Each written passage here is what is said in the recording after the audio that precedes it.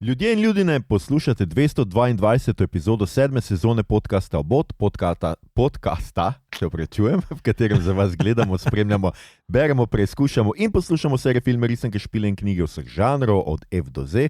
Obot, odred za brzdanje ošemljenih delikventov, dva tokrat žal samo Mito Gegić, Servus. In Aljoša Harlamov, zaenkrat tudi še vedno brez gosta oziroma gostje na spletu, a nič manj gostoleča in nadležna. Današnja epizoda je posvečena novi sezoni serije Daredevil, oziroma novi seriji se je zdaj premeščena na Disney+, Daredevil Born Again, ki ste jo lahko od 4. marca do 15. aprila sproti spremljali na, kot že rečeno, Disney+.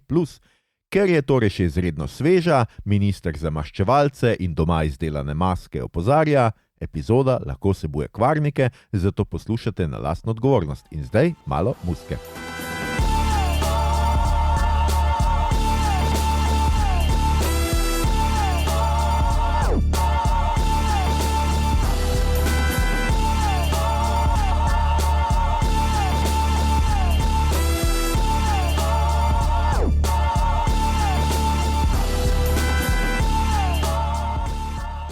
Ok, skratka, midva sva še vedno brez Igorja. Igor, ko boš tole poslušal, pogrešava te jaz zelo, ker je težko delati s tem, z Mitotom samim. Fuck off.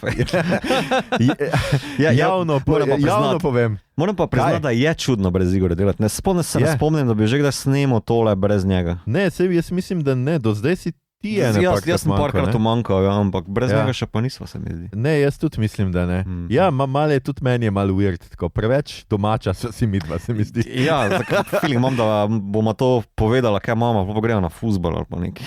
Ja, nekaj v tem smislu, ja. Skratka, pošiljava seveda polno pozitivne energije Igorju. Drugače pa ja, danes delamo torej, jaz res ne vem, kako naj, zadnjič sem brskal namreč po našem pojmovniku in sem ugotovil, da nikoli nismo uradno prevedli reboota, ker je to kar, jaz vedno nekako govorim, kako smo že na novo zagnana ali nekaj, ampak res ne vem, kaj pa tole? Použigana. Použgana serija. Použgana serija, ok, bomo to dali v zapiske. Ja, skratka, to zdaj delajo pač tudi, recimo nekaj podobnega se je zgodilo zdaj z Dr. Whojem, ker sem ga sledil recimo na TV Timeu, če imate kakšne appe, ki vam sledijo serije, da vas obveščajo o novih epizodah in tako naprej, sem ugotovil, da mi TV Time seveda ne ponuja novega Dr. Whoja, ker je zanj to nova serija in sem mogel poiskati in poslediti novo. In tudi tukaj se seveda ravno zato je Disney Plus dodal ta podnaslov, ampak za vse tiste, ki vas je to mogoče zmedlo, če boste začeli gledati, če še slučajno niste, pač zgodba preprosto nadaljuje, kjer je Netflixova serija končala. Zdaj ne bom rekel, da je veliko referenc za nazaj, ampak pride Punisher, not je Poindexter, skratka, so to dejansko isti liki in ista kontinuacija serije. No? Tudi danes sem prebral, da se v drugi sezoni vrača Jessica Jones. Tako je. Z isto igralko Kristen, neki. Tako je in hkrati pravijo tudi, da če sem jaz prav razumel, da naj bi Punisher seveda imel svojo serijo, cool. Svoj spin-off, spet na Disney+. No, kakorkoli že, Daredevil Born Again, se pravi od letos nova serija, rečemo temu tako, superjunaška stripovska serija, akcijska serija, tudi odvetniška drama, kriminalka oziroma kriminalka z organiziranim kriminalom, mafika, kakorkoli bomo temu rekli. Ustvarjalci serije so Dario Scardapane, ki je bil producent in scenarist serije The Punisher na Netflixu, in pa Matt Corman in Chris Ord, za katera dva pa nisem našel nekih posebnih referenc do zdaj, tako da je to očitno njuno prvo sodelovanje. In pa, če za tiste arheologe, ki bi malo poslušali za nazaj, o prvih sezonah Marvelovih Netflixovih serij smo govorili v pradavni 7. epizodi. Skratka, pejte pogledati v prvo sezono, 215 epizod nazaj, Tam smo govorili o tem. Kje je že to? In zdaj, ker seveda ni Igorja, bom jaz skušal nekako obnoviti serijo. Zdaj, oprostite, če bom šel mogoče v malo podrobnosti, ampak bom pa hiter. Toliko me poznate, da veste, da sem hiter. Skratka, šli bomo... Dobro, Mito, no. Sorry, ne, se bom. Ni bilo tako smešno, no? Malo pa je bilo. Skratka, če gremo skozi epizode, takoj začnemo s tem, da Matt Murdock in njegova poslovna partnerja Foggy in Karen praznujejo pokojitev policista Sherryja, ko jih napade Benjamin Dex Poindexter, ki ubije Nelsona. Besni Murdock vrže Poindextera s strehe, Cherry pa spozna, da je Murdock Daredevil. Čez leto dni se skratka preskočimo v času. Murdock se je upokojil kot Daredevil, ustanovil novo odvetniško pisarno z bivšo zagovornico Kirsten McDuffie. Paige je odšla, se preselila v San Francisco, Dex je v zaporu do smrti. Skratka, potem nekako McDuffie, njegova partnerka Murdocku nastavi, da se sreča s terapevtko Heather Glenn, žal ne zato, da bi začel terapijo, ampak da bi si našel novo punco in začneta se skratka dobivati. Potem, ko si je vzel čas po poskusu atentata od Vigilanta, za tiste, ki niste gledali, to pa zdaj ni Eho, ampak mislim, da je bilo v Hawkeye, če se ne motim, v eni skratka prejšnjih Ne, mislim, sezon. da je Eko, kao ta nečakinja od Fiska, ne? Ja, ona ga ustreli, okay. Fiska, ampak to je v eni drugi, ni v seriji Eho. V seriji Eho je, kaj Fisk počne vmes, ki skuša Eho pridobiti nazaj. Okay. Oziroma to, zakaj ga pač ni v New Yorku. Ustrelila ga pa je nekje druge, se pravi, nisem več prepričan, kje, ampak nekje. In on zdaj skratka napove, da bo kandidiral za župana in njegova politika precej temelji na law and order, se pravi, vzpostavitvi zakona v mestu in predvsem je proti vigilantom. Potem se Murdock in Fisk dobita in nekako se zmenita, da Fisk ga bo pustil na miru, če se Murdock ne bo vrnil kot Daredevil, in Murdock pravi, da se ne bo vrnil kot Daredevil, če Fisk ne bo prestopil kakšnih legalnih mej.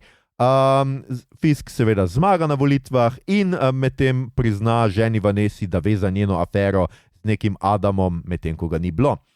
Na to gremo, počasi imamo take epizodične dogodke, skratka tukaj začnemo s tem, da nek gospod, ki mu je ime Hector Ayala, reši nekega človeka, ki ga napadeta dva moška, malo se zravsajo, enega potisne pod vlak, potem se izkaže, da sta ta dva moška policista, ki ga aretirata. Nihče mu ne verjame, ampak ravno takrat mimo stopi Murdock, ki mu verjame, ker seveda sliši njegov utrip in ve, da ne laže in ga zastopa. Potem pa ta njegov preiskovalec Cherry, ki smo ga videli, da se je upokojil v prvi epizodi, razkrije, da je Ayala vigilant po imenu Beli Tiger. Murdock najprej prepriča sodnika, da to informacijo zadrži, ker bi vplivala na razsodbo porote. Potem pa, ko nekako razsodba primer ne gre v njegovo smer, ko priča tisti človek, ki ga je Ayala rešil, spremeni svojo zgodbo, se pa odloči, da bo pa se obrnil za 180 stopinj in to popolnoma totalno izkoristil. Hkrati se ugotovimo kot gledalci tudi, da imajo policisti, ki so neki policisti znotraj policije, tetovirano lobanjo, Punisherjev znak. Razsodba je potem oprostilna, Fisk jo kritizira javno in na koncu oproščenega Ayalo nekdo ustreli s Punisherjevim znakom, pozneje se izkaže, da je to eden izmed teh pokvarjenih policistov. Medtem pa Fisk in Vanessa začneta hoditi na terapije za pare, Heather Glenn, punci Matta Murdocka. V ozadju pa sta tudi dve mafijski bandi spopadata, saj Vanessa še nekako skuša voditi organiziran kriminal v mestu. Fiskov načrt, da prenovi mestno pristanišče, naleti na neki ogromni ovir, med drugim njegov varovanec Daniel Blake, alkoholiziran izblebeta podrobnosti novinarki Bibi. Fisk preseže, ampak potem, ko Fisku preseže nesmrtno zvestobo se ga Fisk neznačilno zanj usmili. Murdoch preiskuje Ayalo umor in najde naboj s Punisherjevim simbolom in izsledi našega priljubljenega Franka Castla, da bi mu pomagal pri preiskavi. Castle pa se bolj norčuje z njega, ker ni ubil Dexa, ko je ta ubil Fogija. Potem pridemo na dan svetega Patrika, ko gre Murdoch fehtat banko za kredit, kjer ga zavrne pomočnik menedžera Yusuf Khan, ki ga poznamo seveda kot očeta Kamale Khan, Miss Marvel. Ko že odhaja, v banko vdrejo mafici, ki morajo po dogovoru z Vanesso plačati 1,8 milijona dolga neki drugi bandi in hoče zato ukrasti diamant iz sefov. Murdoch reši zadevo in vrne diamant ter se zmeni za večerjo pri Khanovih, ki jo seveda še čakamo. Medtem po New Yorku straši muza, grafitar in serijski morilec, nikoli si nisem mislil, da bom te dve besedne zveze povezal, ki v svoje spreje meša človeško kri, zdaj pa pusti končno tudi neki 2 trupli pred eno svojih stvaritev in nekako javno prizna svoj obstoj. Fisk zbira denar pri mestnih elitah in tam je tudi Jack Duquesne, ne vem, kako se to prebere, sem pozabil, ki nasprotujejo njegovim načrtom za gradnjo tega preomenjenega pristana. Fisk ustanovi protivigilantsko posebno enoto, sestavljeno iz najbolj brutalnih policistov, ki jim da proste roke v lovu na muzo. Angela, se pravi, verjame, da je njen oče Ayala preiskoval muzo in bi rada, da Murdoch nadaljuje, a jo ta zavrne, zato se tega loti sama. Ko jo muza ugrabi, Murdoch končno spet obleče svoj vražji kostum, rešijo, a muza zbeži. Potem Angela seveda pove policiji, da je rešil vražiček, kar na zadnje izve tudi besni Fisk. Glavni sumljen za muzo je nek Bastian Cooper, ki je ravno pri svoji terapevtki, ki je seveda Heather Glenn. Ja, New York ima samo eno terapevtko, očitno. Ja, glej, majhno mesto, pa se veš, njihov healthcare plan je tudi bolj bogi. Zadnji hipijo skratka reši Murdoch, ampak kot vražiček, ampak Glenn je pa tista, ki ustreli muzo. Posebna enota zamudi, a jim Fisk vseeno pripiše vse zasluge, njegov ta protiži Blake pa pritisne na novinarko, da ne izda resnice o vražičkovi pletenosti. Vanessa medtem jeznega mafica Luko, ki mu je po ponesrečenem ropu Fisk še zvišal dolg, kot da pošlje nad Fiska, a se v resnici izkaže, da je to pas zanj in Cashman ga ubije. Skratka, potem spet preskočimo mal drugam. Dexa po Fiskovih navodilih premestijo med navadne zapornike. Fisk ob tem Vanessi pokaže ujetega Adama, da ga ima že ves čas tam spodaj nekje v kleti v enem zaporu. In Vanessa mu nekako izkaže svojo zvestobo s tem, da ubije Adama, kar pomeni, da je terapija delovala. Blakeu da celo povišico, ga poviša kot nekega svojega PR menedžerja in povabi Glenn na mestno zabavo na Mirko, kar pa seveda povzroči prvi spor med Murdochom in Heather. Murdoch ugotovi, da je Fisk namreč Heather in pacient in se še bolj spreta. Heather je pa tudi tista, ki jo zanimajo vigilanti kot psihološko neko dejstvo, hkrati pa ima močna protivigilantska prepričanja, kljub temu, da jo je vražiček prišel rešiti. Potem nekako Daredevil vdan v usodo se vrne v Josin bar, ki je tisti bar, kjer so na začetku praznovali, kjer je bil Foggy umorjen. In nenadoma ugotovi, da je Foggy tisto noč pil neko posebno pijačo, kar pomeni, da je praznoval, kar pomeni, da je vedel nekaj, s čimer bo zmagal na sodišču, in zato gre po sledeh tega zaslišati ga Dexa, prepričan, da je Dexa najel Fisk, da ubije Foggyja. Premlateni Dex, ki ga seveda premlaten je zato, ker ga to vržiček mu naredi, pozneje izkoristi to priložnost, da je v bolnišnici in zbeži iz zapora. Murdoch na plesu, kjer zanemarja Heather, spozna, da se je motil, Dexa je najela Vanessa, ker bi lahko grozil njene posle, kot izvemo pozneje. Tisti trenutek prispe na ples Dex, ki hoče ustreliti Fiska, a Murdoch skoči predmetek. In tu se je serija končala. Ja, zihar, ja. Jaz sem mislil, da se. Meni je bil to čisto ok, pečinovis. Skratka, in potem stopimo v zadnjo epizodo. Fisk v lovu na Dexa odloči, da izklopijo vse energijo v mestu in na ulice pošlje posebno enoto. Hkrati mu kaže, da izkoristijo Murdochovo stanje in ga dokončajo. ta zbeži, kljub temu, da je ranjen našemu kaznovalcu, skratka Franku Kesslu, Punisherju. Skupaj se spopadete z AVTF-jevci, med katerimi je tudi policist North, ki je ubil Ayalo. Pridruži se ima potem še Karen Page. Murdoch in Page sledita Fogijevemu zadnjemu primeru in z grozo odkrijeta, da želita Fiska vzpostaviti pristan Red Hook, ki ima neke posebne državne pravice. Skratka, je lahko nekako država zase, zakone lahko sam ustvarja, neka zakonsko neutralna cona, no, tako rečemo. In je kriminal, skratka, tam veliko pač legalen na nek način, če ga seveda ne ilegalizirajo. Fisk razglasi izredne razmere, prepove vigilante ter v Red Hooku zapre Duquesneja, Kessla in številne druge upornike. Heather pa ponudi mesto komisarke za duševno zdravje, kar absolutno tem mesto rabi. In ta pozicijo sprejme. In v zadnjih prizorih vidimo, kako Murdoch rekrutira Cherryja, Kim in druge policiste, češ da naj grejo rešiti mesto. V medkolumnskem prizoru, če ste ostali med napisi, pa vidimo, kako Castle zbeži iz svoje kletke. To sem zgrešil. Meta. Ja, sorry. Okay.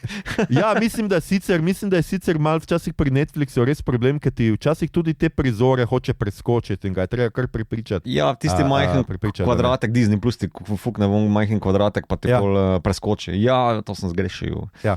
Kratka, jaz sem zdaj obnovil celo sezono in sem malo hripal, zato o gledalcih ne bomo. Gledalci večinoma ponovijo na srečo svoje, igralci, svoje vloge iz prejšnje, se pravi Netflixove serije. Charlie Cox, Vincent D'Onofrio je nazaj. Skratka, imamo Deborah Ann Woll je nazaj kot Karen Page. Ostali so pa bolj ali manj seveda tudi veliko novih likov in zdaj, da pa si jaz lahko vmes malo dahnem in srknem svojega čaja, bo Mito razložil vse o tem, kako se mu je zdela ta sezona, posebej v primerjavi z Netflixomi, ko so bile 4 sezone.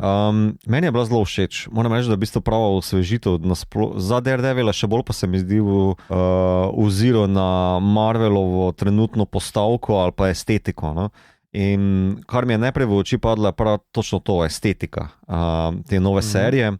Deluje bolj prizemljeno, pa bolj humano. Nekje pač kako je narejena, ima torej malce ločen razmerje stranic, tako da se že od tega loči neko določeno zrnatost, tako da je posneta s filmom. Po drugi strani pa tudi vsi ti umestni kadri ljudi, ki pričajo za Bibi ali pa ki podajajo neko barvitost New Yorka pa ozadje, ki se dogaja na ulici. Ne? In to se mi je zdelo zelo dobrodošlo, tako kot sem že rekel za Marvel, pa tudi lep kontrast s tem, kaj je Netflix delal. Ne? Netflix je v bistvu zelo mesto, pa Hell's Kitchen zapakiral v večno temo. Ne? Jaz v bistvu, če pomislim na tisto serijo, je tako zelo temačno vse skupaj. Ne? Tukaj se mi pa zdi, da v bistvu se je zelo odprlo navzven v mestu, da pripušča druge dovtipe not, da pripušča zgodbe not, da pripušča nek kontrast pa kontekst in to se mi je zdelo zelo dobrodošlo. Zato serijo pa za Marvel nasploh, ker ti super junaki, ki so v bistvu samo bolj ali manj navadni homo sapiensi, ki so oblečeni v smešne kostime, vigilanti, kot jih Fisk poimenuje, rabijo to človeško noto, da nekako povzdignejo samega sebe ali nad kriminal, ali neko moralno vsebino, ali pa da nam postanejo bolj zanimivi. No? Tako da v bistvu to, kar je serija, to je, se mi zdi, glavni plus te serije. Super, ja. Tudi jaz moram reči, da se mi je zdelo zelo zanimivo zdajle, pač je tudi minilo kar nekaj časa, kar sem jo pogledal. Ja, tudi jaz moram reči, da ne znam tega tako dobro povedati kot ti, ampak definitivno sem opazil, da je precej druga estetika. In ja, tudi seveda več je dnevnih prizorov, več se dogaja po dnevi, nisem ta tema. Dobro, to je seveda tudi malo zgodbeno, logično, ker zdaj le tukaj, tisto, kar mi je zdaj za nazaj, čeprav pomislim, me je precej presenetilo je to, da je manj akcije, precej manj akcije v tej sezoni. V resnici dobimo na začetku pač ta spopad, potem dolgo nič oziroma neke take pretepe. Ampak ja, ni pa Ni pa to zdaj serija, kjer bi bil v vsakem epizodi neka akcija, kar seveda Murdoch skuša, ne bom rekel delovati legalno, ampak skuša pozabiti, skratka, da je bil Daredevil, skuša zavrača svojo masko, zavrača vso to svojo zgodovino v neki seveda čisto spet jasni katoliški krivdi, ker je njegova intervencija pripeljala do Fogijeve smrti. Ne, mislim... Ne, misliš, da ne? Ne, jaz mislim, da je njegova intervencija pripeljala do Fogijeve smrti, nekako se mi zdi, da v bistvu, da ima probati, oziroma tako bom vprašal, da ima probati njegov vlog malo razdelati. Ne? Zakaj ima tudi ta serija potem Born Again pod naslov? Meni se zdi, da v bistvu Murdoch obžaluje, da je zapopadel k uboju. On v zadnjem delu prizna, da je Dexterja želel ubiti. Da v bistvu... Ja, žal mu je, da ni bil dovolj hiter, da bi lahko Fogija rešil, ampak mislim, da ni bilo šanse. Se v bistvu Fogija ustreli na ulici, iz zasedeno, pardon. Pa tudi on se potem celo serijo bori, niti ne kako biti legalen, ampak kako v bistvu, biti legalen, biti odvetnik, biti dober odvetnik, pomagati šibkejšim, pomagati tudi ostalim vigilantijem, pa razkrinkati koruptivnost slabih policistov. Hkrati pa ne vem, se spopasti s tem, a on sploh še zmore biti v takšnem svetu, kjer je bil primoran skoraj da ubiti nekoga. On sploh lahko ta katoliški fanboy Daredevil, a sploh možno to zanga. Se mi zdi, da to in na koncu zdaj v bistvu ne vem, kaj se ti zdi, a je našel odgovor na to ali ni? Ja, sej to je v resnici dobro vprašanje. Ja, se strinjam s tabo. Jaz mislim, da mislil sem bolj tako, pač Foggy je umrl zato, ker obstaja Daredevil. Okay. V tem smislu, ne da je...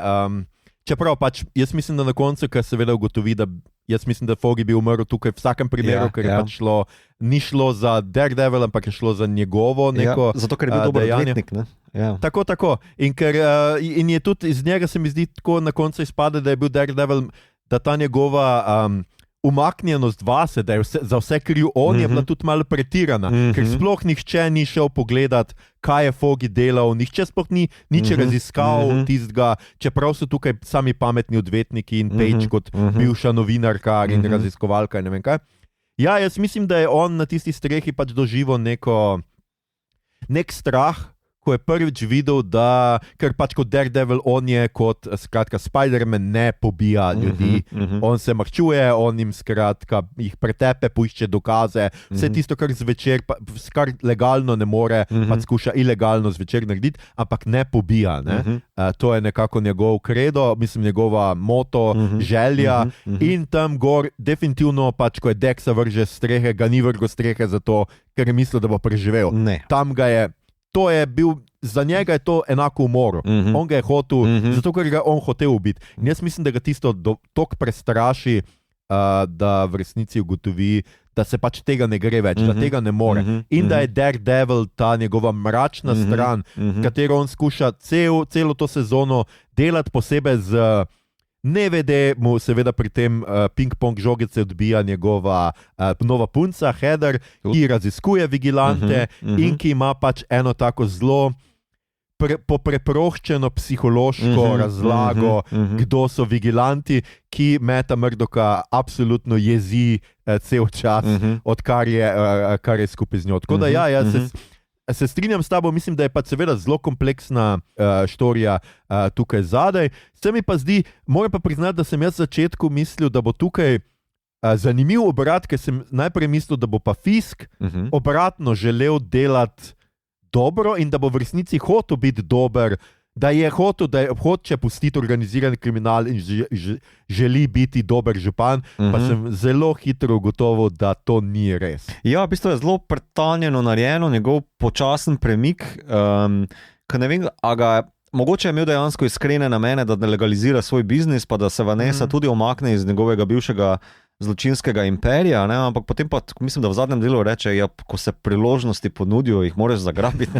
Tako da, he's back, ampak takrat je že precej jasno. Počasi se pa premika, ne vem, ali s tem nekim populizmom, ki ga zapopada, ali s tem, da razmerje z Vanesso naleti na grozne ovire, vsaj zanga, in da počasi se on tudi korumpira, ne vem, kot da ta oblast na novo pridobljena, na volitvah pridobljena, tudi legalna oblast, njega skorumpira še dodatno, Ker kar stori v zadnjem delu, da potem tistega policijskega miličnika za Disney Plus zelo grafično pokonča. Moram reči, da ti precej nazorno pokažejo, kaj se njemu zgodi. Ne? Ja, jaz sem res, tudi jaz sem najprej videl, ves čas je bil očitno v zadju ta plan tega Red Hooka in ne vem kaj, ni, ampak res dobro, tudi jaz mislim, da posebej, za tiste, ki niste gledali recimo Eho, ker tam je ves njegov lok je, on odpusti svoji varovanki Eho in jo želi nazaj v bando, zato ker je on njo vzgajal kot neko svojo naslednico. In zdaj, ker tega nima, se zateče k nekemu temu novemu liku, ki smo ga spoznali v tej sezoni, skratka Danielu Blakeu, ki ga igra seveda ne naključno Michael Gandolfini, sin Soprana, tako in tukaj mislim, da spet dobi nekega tega svojega gojenca, neko svojo to figuro.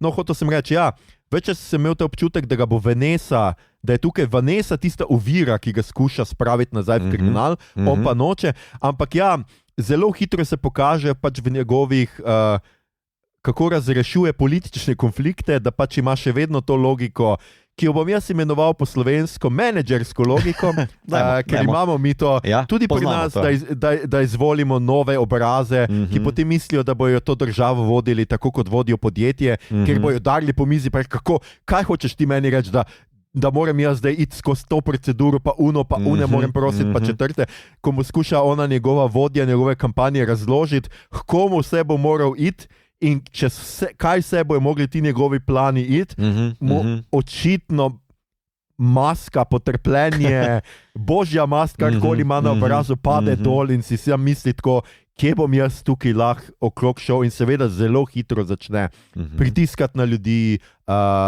izsiljevati, kazati fotografije, groziti in tako naprej. Ne zdrži ta njegova legalizacija dosti dolgo. Tako se mi zdi, da zelo uspešno je tekst spostavil sporednice z Murdockom in Fiskom. No? Da v bistvu oba dva imata te pritiske njunih odločitev, da želita biti, rečemo temu, pokončna postavna, kakorkoli, in da se to počasi krha, z različnimi dejanji, ki jih storita ali pa nedejanji, da ne zmoreta v bistvu biti vzdolž teh premic pokončna ali pa vzdržna, in da se to, da jo najeda. Pri Murdocku je mogoče malo bolj ilustrirano to, ker ti vsi ostali newyorški vigilanti ali pa bojevniki proti zločinu, zamaskiranci, pritiskajo na Murdocka non-stop, ker mu nekako kažejo, da vseeno pa nekdo mora to narediti, da v bistvu manjko Daredevila nekdo mora nadomestiti. In Ayala oziroma Beli tiger, to zelo mu da dobro tinte, pitno bom tako rekel, da v bistvu nekaj moraš narediti, pa se on se je izpostavil z obrazom, pa z družino in nažalost tudi nastradal zaradi tega, kar mu nekako Murdocku potem zopet vklopi PTSD oziroma travmo reštarta. Po drugi strani imaš pa Frank Castle tle, ki je pa na drugem polu te enačbe, ki pa v bistvu je popolnoma zblaznel maščevalec, ki nima niti malo ozira na človeško življenje. To, kar on v zadnjem delu naredi, je katastrofa od človeka. Fisk pa po drugi strani tudi vsa ta korumpirana oblast, ki pride z odgovornostmi, on ne mara hoditi na pevske zbore, pa v šole, po drugi strani ne mara hoditi na te brezvezne bankete, pa se odinjati bogatunom New Yorka, pa prosjačiti za njihovo pomoč, pa odobravanje, in tudi to njega popolnoma nažre, da potem zopet zapopade, isto kot Murdoch, na stare vzorce. In se mi zdi, da v bistvu ta Born Again, da v bistvu ta ponovitev, tukaj se zgodi potem ta naslov, ta koncept, ta tema. Res je. Oba se morata, jaz mislim, da tudi malo nekako pač najti sprijaznjenje s tem, kdo v resnici sta. Ker pač... To mislim, da eksplicitno Karen v zadnjem delu pove, da v bistvu tako Foggy kot ona ga imata rada, točno takšnega kot je, ali je v maski, ali je odvetnik, ali se maščuje, ali pa pač proba biti dober, da pač enostavno on mora biti to, kar je. Mislim, prav, eksplicitno tekst pove, pač v dialogu. S tem, da zelo zabavno se mi zdi, kako serija fino kontrastira Fiska in Daredevila tudi v tem, da ja, ona dva skratka po dnevi, on je župan, on je odvetnik in hodita po svetlobi in to je the middle ground oziroma sredina, kjer je ego, seveda ne. Fisk ima Adama zaprtega v neki kleti, v nekje spodaj, se pravi ta njegov Fisk predstavlja kot tisto željo po hleb, po moči, po ne vem kaj, medtem ko Daredevil seveda kot super ego vadi na strehi. Super. Skratka, prime tiste svoje palce in karkoli že se temu reče batoni, ne vem kaj je to po slovensko, in vadi tisto na strehi, ker je on seveda tisto, kar Daredevil naj bi vendarle utelešal, je zakon, kljub temu, da seveda zakon ne legalen zakon, ampak nek božji pravičnost. Pravičnost, ja, bolj to. Tako. Ja. Dajmo politiko malo. Ja, tudi tukaj se meni zdi zelo zanimiva primerjava, zelo dobro so zadeli, jaz mislim, da z temi populističnimi, ti si ga že imenoval Fiska kot populističnega kandidata, ker ja, tukaj je nek zelo tipičen populizem, ki ga vidimo posebej recimo v državah Južne Amerike, kjer vsak kandidat nekako nastopa z idejo, da je on law and order, se pravi, uvedel bo zakon. Sicer zdaj mogoče pretiravam, tudi v ameriških mestih županski kandidati seveda točno to počnejo, ne? Tako smo prišli do stop and frisk in podobnih politik, ki so jih županski kandidati, zlasti v New Yorku, govorimo seveda o New Yorku, ponujali. Tudi po Sloveniji imaš v bistvu te naše, tako si že rekel, menedžerske ali pa malo bolj Komod Kanglerja, Jankoviča, Arsenoviča vržeš v tale mix noter brez problema, pa upam, da ne lomijo policijskih načelnikov tako kot Fiska, ampak ja, bi se dalo tudi primerjave. Trump se ponuja še precej zlahka, tako da se ga namenoma izogibam, ker je že malo kliše, da se izpostavlja to, ampak ja, vsekakor. Ja, jaz bi Trumpa bolj tukaj povezal s tem, da to, kar zdaj gledamo, recimo, zdaj so mu ravno, kaj že ponudili, dali so mu avion za nov Air Force One, Saudska Arabija ali ne vem kaj. Jaz mislim, da je tu povezava bolj to, kar si ti prej rekel, legalizacija ilegalnega. Skratka, ti kot nek kandidat lahko marsikaj narediš legalno preko neke čiste butaste zgleda, kot da procedure, čeprav ni za tem nobene demokratične procedure in ničesar in to ni legalno. Pa tudi on želi vladati z odloki, tako kot pač dotični Oranžko. Tako da ja, vsekakor je tu ena, mislim, da skoraj da že malo poproščena ilustracija, ki se ponuja tukaj. Bolj mi je zanimiva direktna kritika korupcija policije. To se mi pa zdi, da v bistvu vsaj na Disneyju ali pa v superjunaških izdelkih še ni bilo moč videti na ta način. No? Direktno nagovarjanje tega smrtne glave, ki si jo tetovirajo pač tudi real life policisti. Mislim, da tudi slovenski policiji se to že pojavlja. No? Ja. In da Frank direktno nagovori to, torej naš Franci Graščak, ne? Da direktno govori, ko je kurac, vi ste samo klovni, ne? Da nimate pojma, kaj je njegova bolečina, ne? Pa kljub temu, da popolnoma zblaznel prepozna, da so to bedaki, ki počno. In se mi zdi izjemno pogumno, da to Disney naredi, ne? Kar je redkost. Ja, tudi jaz moram to pohvaliti. Skratka, tukaj je šlo preprosto tudi zaradi tega, ker se je Marvel v zadnjih letih res veliko spopadal s tem, kaj narediti. Tudi prenavljali so znak Punisherja iz preprostega razloga, ker ja, tako kot si rekel, v veliko primerih nasilja nad posebej temnopoltimi v Ameriki, ki smo ga imeli, so imeli policisti ameriški ali tetovirano, ali ta znak celo prilepljen na uradno uniformo policijsko tiste države, mesta, karkoli pač že. In tukaj so se prav odločili, da bodo to nagovorili in so na te njihovi znak, če boste pozorni, ko boste pogledali, imajo policisti skratka tetovirano Punisherjevo lobanjo, na njej na čelu lobanje je pa zastava ameriška, ki je jasna referenca na gibanje Blue Lives Matter, ki ima seveda točno te težave, ker ne gre tukaj za varovanje življenja policistov v boju z organiziranim, ampak preprosto to, da ti policisti bi radi mislijo, da lahko uporabijo vsako sredstvo za boj proti kriminalu in se obnašajo kot mali Frankie Castle, kar je res grozljivo, jaz moram reči. No. Tako da ja, super mito, se absolutno strinjam. To je res ena najbolj zanimivih stvari te serije, posebej res, kako se Marvel celo enkrat zavzel, Se vem, da ni Marvel, vem, da so tu ustvarjalci, živi ustvarjalci zadaj, posebej ta človek, ki je delal pri Punisherja in je zdaj prevzel tudi Daredevila, ampak se mi zdi tudi z njihovega, gotovo je to nekdo požegnal. No?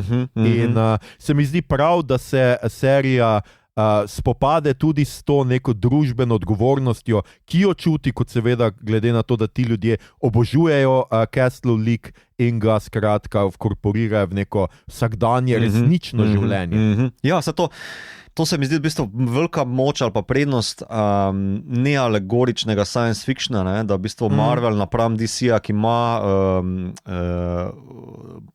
prostore in mesta, ki so resnični, ne, ki jih mi zasedamo, ne, samo da so pač superjunaki postavljeni v središče dogajanja, zmore to dogovarjati bistveno bolj direktno. Ne, in da so se tega do zdaj bolj ali manj ugibali, mogoče še ne bliže so prišli z Winter Soldierom ali pa z Civil Warom, pa še tam je bilo zapakirano tale politika, koliko države je prisotne v upravljanje pravičnosti ali pa nadzora, ne, kaj so to sile moči, kdo je tisti, ki je nosilec nasilja, ne, ki ga lahko izvaja, kdo je ta nadzorni organ in tako naprej. Tam se mi zdi, da so nekaj imeli, ampak to so v bistvu take zelo superjunaške izvedbe tega. Tukaj je pa to direktno prizemljeno. Mislim, da Daredevil, da ta lik se bistveno bolj ponuja za takšne zgodbe, ki lahko vsakdanja grozodejstva, vsakdanjih policistov, ne, naredijo bolj vsakdanje. A sem to zdaj dobro izpeljal? Rečemo, da sem. Ampak ja, mislim, da so to pogumno, pa pravilno, pa pohvalno naredili. No. A si ti kaj tuhtal o tem, kdo je Daniel Blake, mito, a si kaj raziskoval, pač takega ga Michael Gandolfini? Ja, internet malo ugiba, da tukaj v stripih je seveda to Fiskov sin. Fisk ima sina v stripih in tam potem prevzame skratka oblast. Jaz mislim, da si tukaj Marvel spet pač nastavlja nek lik, ki bi nasledil Fiska. V primeru, da bi mogoče Daredevil dokončno obračunal z njim, ali pa mogoče Castle, ali pa nekdo v prihodnosti te serije. Ja, ali pa da mogoče D'Onofrio ne bi želel več igrati, kljub temu, da se mi zdi, da izjemno uživa v tej vlogi. To se ne more zgoditi, Mito. Ne govori, mislim, to bi, samo če D'Onofrio umre, jaz mislim. Aha, ok. No, upam, da ne. Tudi jaz upam, da ne, no, ampak ja, jaz tudi moram reči, da spet ker smo pri tem igravci, pač ja, TV je imel zadnja leta res veliko sreče v tem, da je pač veliko talenta privabil k sebi, ker je tukaj zdaj denar, ampak ja, še vedno jaz mislim, da ena najboljših odločitev, komorkoli je to na Netflixu padla, ko je D'Onofrio dal vlogo Wilsona Fiska, ker preprosto jaz še nisem videl lika, ki bi govoril tako papirnate, melodramatične, noro, šekspirijanske stavke v vsaki besedi, razen Sebastiana Kavace, ampak bi mu to ratalo s tako naravnostjo. Jaz pač njega lahko poslušam govoriti o čemerkoli. Ja. O brisanju riti z 4 slojcem. Ja, ker bo to povedal na njegov ta dramatičen, napet način in vsak dialog z njegove res zveni, kada je neka blazna skrivnost. Jaz več čas gledam, kaj on hoče, kaj bo povedal, ampak doskrat pove pač banalne reči. Ja, saj. Zakrpite mi tole luknjo sred ceste. A vam nisem rekel, da bom to naredil. Točno, evo, tista luknja sred ceste. Ja. Blazen primer, kako ti res odigra butasto reč. No? Ja, izjemno moram reči. Kakšne kritike? Kritike jaz mogoče niti nimam tom. Zelo zanimiv mi je bil ta prvi spopad med Dexom in Daredevilom, tudi z tega, ker ga dost začetka ne vidiš, ker se pretepata za nekimi stekli, vidiš kot sence. Neki dim, Ja, tako nek dim je vmes, ker pač nekaj kaj on vrže v zrak. Mislim, da je pač neko tale... Ja, neka dimna bombica ali nekaj takega. Dimna bombica, kakorkoli. To se mi je zdelo zelo zanimivo, sicer akcija je bila pa potem precej dobra. Mislim, da on pretep s policistoma v Ajalovem stanovanju ali nekje že, ko se Daredevil, tisto se mi je zdelo zelo dobro posneto. Nimam toliko, mogoče mi je bila ta Vanessa Fisk, njuna terapija, se mi zdi, da ni nikamor v resnici vodila, čeprav so pol to dobro rešili z temle, kako mu Vanessa skratka izkaže to svojo ljubezen.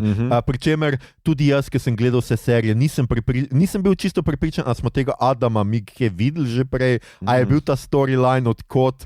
Jaz mislim, da ne. No. Ne, jaz tudi mislim, da ne, da je bolj ali manj bilo ponudca, da Bogi Adam je bil bolj ali manj ponudcem samo zato, da se Fisk malo sestavi. No, ali kako ne? Ja. Pa da potem, tako se rekel, Vanessino lojalnost preverja. No?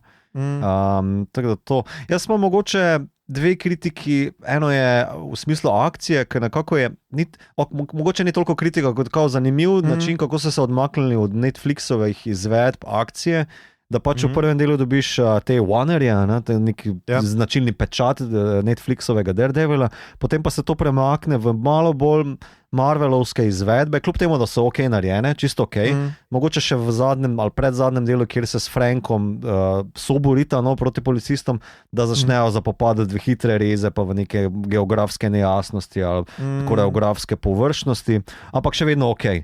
Mislim, da tudi tista umetna kriki potem ti šprica precej krvavo za Disney+, moram reči, je na mestu in ti da vede, da kljub temu je to svoja stvar. Tako da mogoče je kritika tu bolj to, da ta podpis, ki so ga želeli, da je svoj in original, ni mogoče tako zanimiv ali pa raznolik, kot je Netflixov bil. Drugo pa se mi zdi strukturno, pa zdaj ne vem, lik Karen, ki v prvem delu potem zgine, v zadnjem pa pride in zdaj ne vem, je to posledica nekih reshootov, za katerih verjamem, da bi Igor znal več povedati, pa mogoče se bo potem v kateri kasnejši epizodi to razjasnilo, jaz sam pa nisem šel raziskovati, ampak zdi se mi, kot da je ponucena samo zato, da lahko Metu pokaže, kje so bili zapisi od Fogija shranjeni, pa da Metu nekako da vedeti, da v bistvu je to, kar je, da je to ok in da ne bo Daredevil zopet ponovno. Kot da rabi od nje neko privolitev, pa se mi zdi, a smo res rabili to, a veš? Ja, se strinjam s tabo, malo dobiš to občutek neke deus ex machine, ki pač se pojavi iz avta, tam, ok, dobro, Castle jo je poklical, kako je Castle te stvari vedel takoj in kako je ona priletela kje sem že rekel, da je kam je šla. San Francisco, če se ne motim, ne? Ja, ne vem, jaz dobro geografija Amerike, ne bom rekel, da glih vem, kako daleč je to, ampak tu se strinjam s tabo. Ne vem čisto dobro tudi jasne, kaj je posledica tega, pač vedeli smo, da skratka Fogija ne bo več, da je Eldon Henson rekel, da pač ne želi, da ima pač neke druge reči, jaz mislim, da tudi ona ima neke druge reči in druge stvari dela in ni hotela kaj več od tega, ampak mogoče je pol sploh ne bi rabili na ta način uporabiti, se strinjam s tabo. Jaz mislim, da bi mogoče, če zamenjam samo Karen lik za tem njegovim policistom oziroma kolegom, ki mu pomaga pri odvetniški firmi, da najde dokaze, bi lahko njega ponudil, ko on tudi sred sezone malo zgine. Vem, da ima ta sicer nek kreg, ampak lahko bi ta konflikt ona dva tudi razrešila. Razen, če ga puščajo malo ob strani za drugo sezono, kar je pa tudi ok, ne moreš zdaj vsega kritizirati do amena, ker pač še zadeve znajo se razrešiti v naslednjih epizodah, sezonah. Ne? Ja, se strinjam s tabo, ker kar nekaj teh likov jaz mislim, da nismo. Tudi ta njegova partnerka, nova, pač poslovna partnerka v odvetniški pisarni, to je kar pač, ne vem, 3-4 imata neki krega, ker on neki na hitro hoče, nima cajta, ampak ni pa zdaj, ne vem, nič ne vem o njej, nima nobene vloge pravzaprav, tako da domnevam tudi jaz, da zdaj mogoče, če so s tem prvo sezono opravili s Fogjem in mogoče tudi s Karen Page, da bojo zdaj prišli pač na te nove like, ki jim jaz mislim, da malo manjka, ker ne nazadnje so si pa res vzeli časa za tega Daniela Blakea, ki je lik od nikoder in se pravi nov lik izumljen za to serijo, ker sem pač tudi jaz brskal v njem in nisem našel nič drugega kot to, da je verjetno zamenjava za tega, kot sem že omenil, Fiskovega sina, ki ga nikjer ni. Omenil sem ravno tega Tonija Daltona kot Jacka Duquesna, tudi zaradi tega, ker domnevam, da bo še prišel, on je The Swordsman, skratka še en vigilant, in domnevam, da bo prišel do izraza v drugi sezoni, ker tudi v tejle ni, domnevam, da tudi se bo pač Kamala Khan nekako pojavila v drugi sezoni in take stvari. Tako da tudi jaz upam, da bojo razvili malo te like in res šli pač potem v neko svojo smer. No. Jaz še pričakujem, da bi, če že malo kaj bi pričakoval od naslednje sezone, ne? Torej, več teh vigilantov, pa malo več teh pritiska noter, pa kako se v bistvu zdaj Matt Murdock spopade z na novo vzpostavljenim Kingpinovim imperijem. Še malo več te ulice, ker v bistvu super je bilo nastavljena ta Bibi, kot neka, ne vem, influencerka, ki snema folk na ulici za neko svojo instagramovsko estetiko. Malo več tega, še kako se propaganda vklapla v politične procese ali pa v županovo mesto, v njegovo manufakturo privolitve, da tako da se čomskijevsko izrazim. Še ta aspekt bi malo bolj razširil. No? Tukaj se mi zdi, da bi bilo zelo dobro došlo, še več tega. Ne? Ja, se strinjam s tabo, predvsem se mi zdi, da bomo zdaj pač imeli nek obračun s fiskom, ki pa bo otežen zaradi tega, ker je pač fisk še vedno tukaj zdaj župan in je nek legalen in zdaj bo pač tukaj Daredevil mogel videti, kako se dejansko ne zdaj spopadati z mafijskim šefom, ampak z nekom, ki je mafijski šef in hkrati tudi župan mesta. Se pravi, kje je zdaj ta meja med legalnim, nelegalnim, med odprtim bojem in neko, kaj zvem, gverilo, podtalnostjo. To, kar se tudi jaz vsakeč sprašujem, ko menjamo oblast, se mi zdi. Se opravičujem, malo sem še pod vtisom nedeljskega referenduma. To pričakujeva, sva mogoče še kaj pozabila, še kaj takega, kar nisva pokrila. Zdaj Frank, me zanima, kaj bo Frank naredil naprej, ne? Ker moram reči, da v bistvu je bil zelo malo utiliziran v tej sezoni, ravno prav moram reči, zato da je bil kontrast pa nek učinek, ne? Da so tudi policisti bili postavljeni na svoje mesto za to politično kritiko, to vsekakor.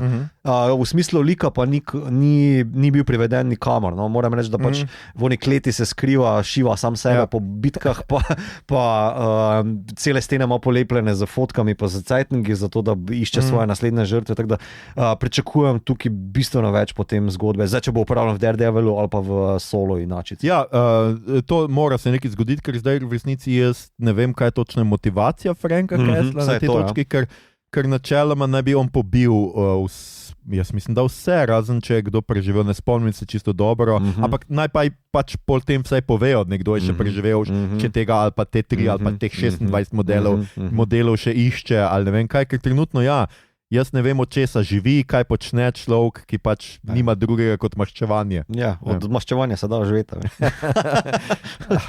Ne vem, bomo vprašali Eli. Ok, super, Mito, the best, tole sva skratka speljala in zdaj te bom vprašal, kaj si gledal, bral, špilal, poslušal zadnje tedne, če si kaj in kaj je to? Evo, jaz bom samo rekel, da sem zaključil Evil serijo, no? Zelo fina zadeva, vse 4 sezone sem obrnil, moram reči, da se konča malce antiklimaktično, ampak na koncu sem bil kar ok, moram reči, da mi je všeč, no? Torej, da se vsi poslovijo na ta način kot se, da je tudi nekako poetično, da se pač cerkev zapre, kjer so vsi v bistvu imeli sedišče za upravljanje te ocenjevalske dejavnosti, da se David preseli v Rim, da tamle, in tudi Kristen, no, da nekako tam nadaljujete svoje delo, medtem ko pač Ben se zaposlil na neki novi firmi, ne vem že, očitno bo bajno služil, kar mu privoščim. Ja, upam samo, da bo razrešil te svoje migrene, ker so nekako tale zadeva, njegov džin je v luftu ostal, pa tudi ene par zadev mi je v luftu ostal, ker Cheryl po njenem boju se pozabi na ono, se pozabi, da so v bistvu hčerke jih štango držale, Timotej se v bistvu sicer na koncu malo vražje posmehne, ampak ok, ta konc mi je všeč, da si pač vsak ne nariše svojo sliko kakorkoli.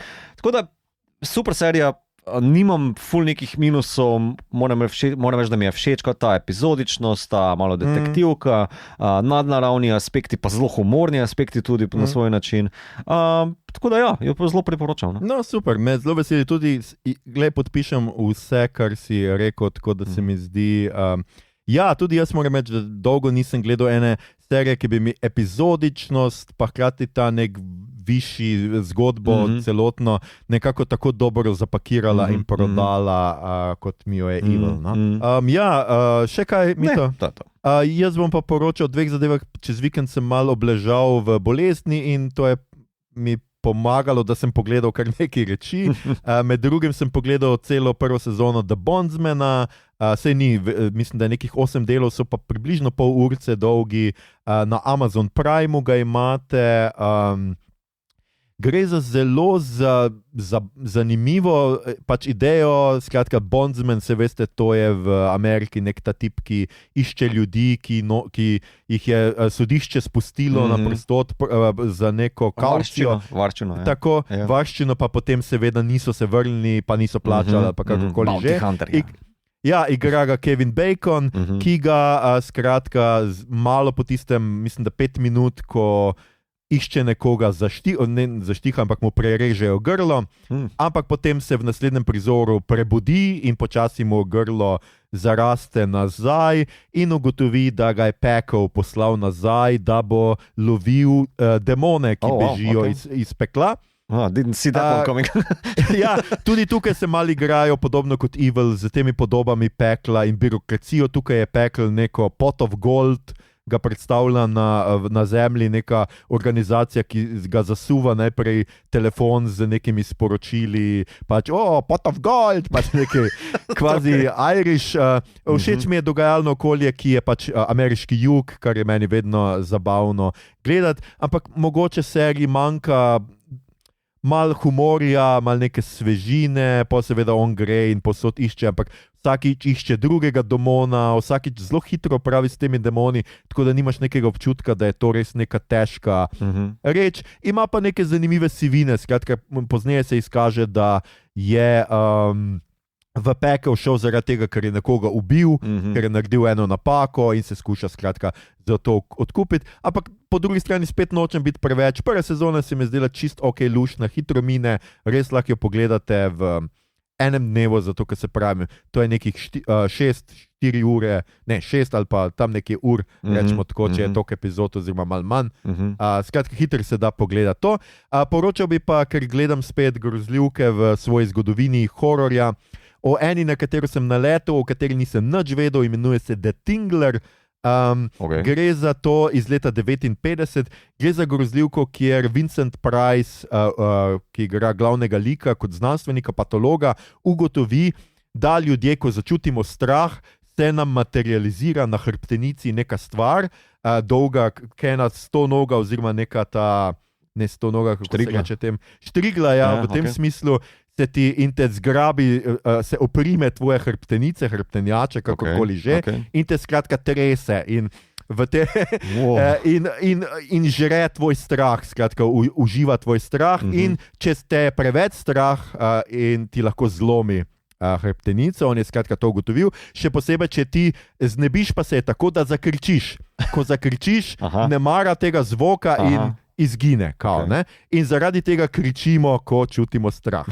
Zdaj, to je noro, butasto, mislim, smešno in vse skupaj, ampak mislim, da je režiser, ki je, kaj je že bil, Castle, je odlično, William Castle je odlično vpeljal idejo, ker na koncu se film dogaja v kinu, je končni obračun, kjer seveda lik poziva, zato ker eden od teh Tinglerjev zbeži, poziva ljudi naj kričijo, da se ga znebijo. In to so seveda uporabljali v pravem filmu kot pravi nagovor publike, ki je gledala ta film, da naj kriči. Hkrati so pa v nekatere stole, William Castle je bil znan po teh idejah, inštalirali neko stvar, da so se nekateri stoli ljudi začeli tresti in so ljudje res mislili, da se nekaj dogaja in so skratka kričali. In je taka zanimiva meta zgodba se tukaj dogaja, ker oni naenkrat se tale Tingler po traku v kinu začne lesti po traku, ki prikazuje film in je na platno, celo platno oziroma tebi doma ekran, začne pač prekrivati, ke plazi njegova senca in seveda so to ljudje gledali v kinu in je bil malo občutek realnosti, kot da zdaj se to res dogaja. Skratka, ena taka zanimiva reč. Drugače pa čekirajte tega Williama Castlea, on je delal same take nore stvari. Mislim, da tudi pri tem filmu je uporabljal fake medicinske sestre, najemal fake igralce, ki so sedeli med publiko in fake omedleli med filmom od kričanja in potem so te medicinske sestre ven nosile. Skratka, imel je sam film ni tako dober, kot razen če si boste najeli medicinsko sestro, da tam stoji, pa koga ob kavču imel, da bo kričal najet, ampak se mi pa zdi zelo taka res meta dobra fora in ko vidiš film, prav vidiš, kako je to znal tip uporabiti. No, skratka, če boste kdaj kaj brskali po grozljivkah 50-ih, čekirajte tale film. V zapiske bom dal tudi kratek članek o policistih s Punisherjevim logom in veste, kako se je Marvel na to odzval, imate spodaj. Ljudje in ljudine, poslušali ste namreč 222. epizodo podcasta, ki sliši na ime Obot, podcasta za serije, filme, risanke, špile in knjige vseh žanrov, od F do Z, ki ga gosti mreža Apparatus. Z vami sva bila tokrat samo Mito, manufaktura privolitve Gegič. Okay. Ja. In Aljoša, pogrešam Igorja na pomoč, Ramo. Tole epizodo sva znova posnela preko spleta, zahvaliti se morava torej našim telekomunikacijskim ponudnikom in ki so v ozračju. Če vam je bila današnja izkušnja všeč, spremljajte, delite, všečkajte naš podcast, naročite se nam preko vaše najljubše aplikacije in nam tam dajte kakšno ceno. Priporočite ga poslušanje upokojencem, ko se bodo pritožili, da se penzije po zmagi na referendumu niso še nič zvišale. In če bi tudi vi radi imeli službo, v kateri lahko nosite cool masko, poglejte, če iščejo koga za delo v kakšni pisarni. Tam človek sleherni dan nosi masko, za katero globoko v sebi neprestano kriči. Wow. Za druge zaposlitvene nasvete poslušajte epizode podcasta Obot. Podcast Obot, mi smo vraži tudi brez maske. Podcast najdete na Facebooku, Instagramu, Blue Skyju, zaenkrat tudi še na Twitterju, Discordu. Poslušate ga lahko na vseh odjemalnikih podcastov in na YouTubu. Pridružite se nam v klepetu vsem, kar je novega v žanri, na platnicah, med platnicami in na ekranih, o naših epizodah in vodenju mesta. Tole je bila že 222. epizoda. Trenutno sproti spremljamo seriji The Last of Us in Andor s posebnimi krajšimi epizodami. Lahko se nam pridružite tudi pri tem poslušanju, sicer pa bo naslednja redna epizoda najbrž na voljo čez 2 tedna. Kaj bomo delali? Ja, takrat upam, da bomo že vsi trije. Pa še vam ta trenutek ne znamo povedati, ker ne vemo. Hvala vam, ker ste nama naklonili svojo pozornost. I'm walking there, okay, ne vem, nekaj newyorškega. Pizza slice. Okay. Pizza, ki jo ješ z roko. To je vse, kar jaz vem o New Yorku. To me je Patrick Stewart naučil. Okay.